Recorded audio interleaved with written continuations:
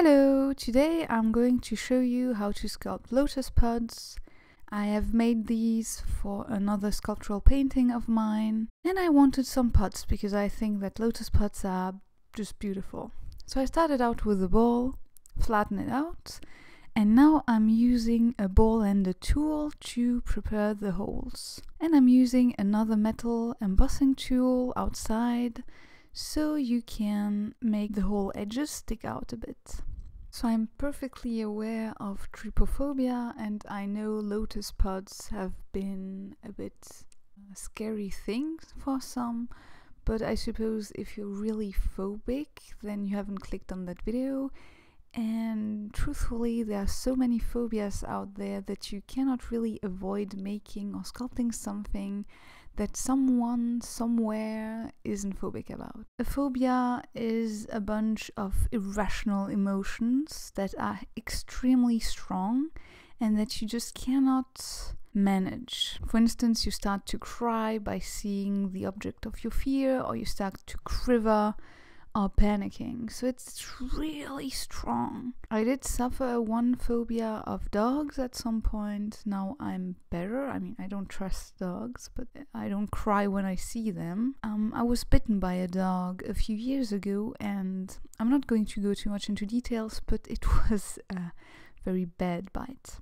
I bled a lot, and I had, well, it was ugly.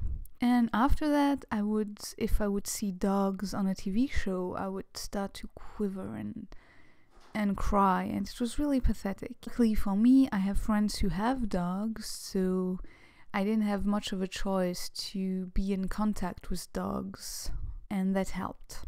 So usually when you have a particular fear,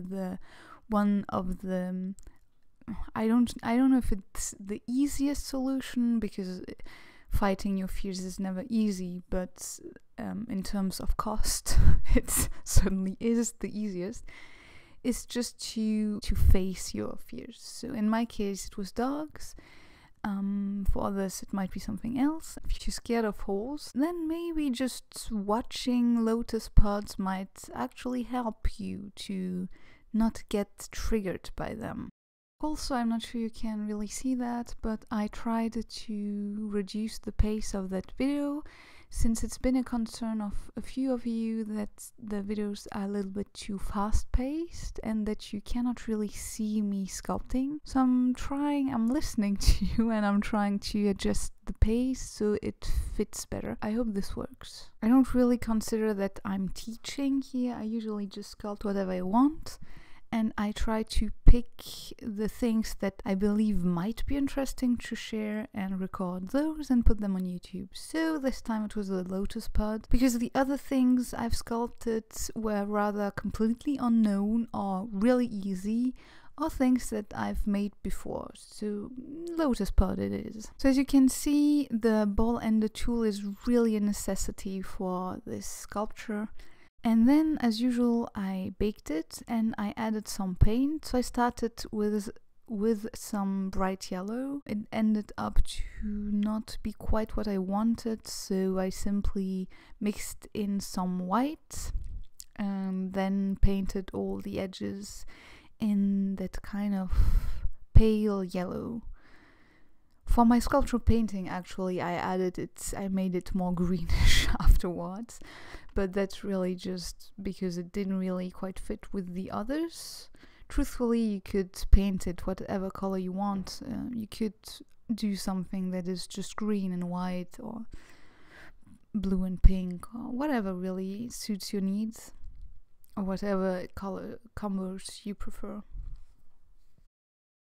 And here I'm preparing the seeds that are going to go into the holes. So those tiny balls ended up to be a bit too big, so I cut them in half afterwards to be able to put them in.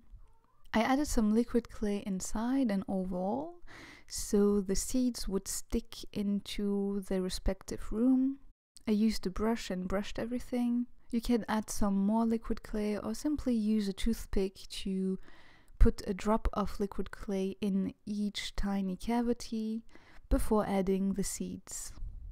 I went with the paler blue for that one, I tried different color combinations after, and it also looks nice when you use the same color as the color you use to paint the edges. So in that case it would be a sort of yellow, paler yellow. That looks really nice too. And filling all the rooms, all the cavities.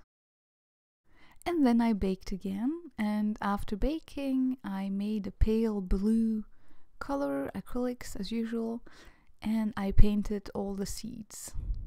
I did a pale blue color because the seeds were pale blue, so just adapt your coloring to the color of your seeds. And finally I added a tiny drop of black paint on each seed. And I also painted the edges with some black paint to give it some worn look, some more natural look. And this is it. I very much hope you liked this video. If you liked it, give it a thumbs up. Please comment and share as well to support this channel. And don't forget to subscribe if you haven't, and I will see you in my next video. Bye!